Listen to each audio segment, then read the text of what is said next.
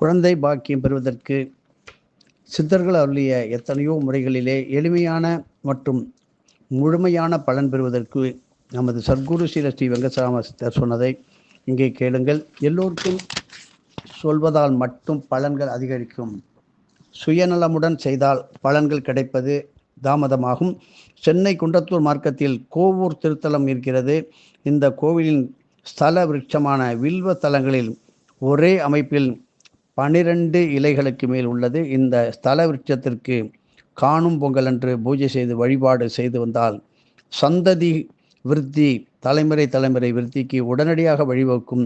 இந்த வில்லும் மர தரிசனங்களில் எத்தனையோ கோடி நாம் செய்த பாப கர்ம வினைகள் போக்கும். 2. ஒரு நாள் முழுவதும், குறிப்பாக தசமி திதி முழுவதும் பசுவிற்கு வாழை இலை, வாழைக்காய், வாழைத்தண்டு போன்ற வாழை உணவு மட்டுமே அதற்கு உணவாக அளித்து மறுநாள் அதனுடைய பாலை உட்கொள்ள வேண்டும்.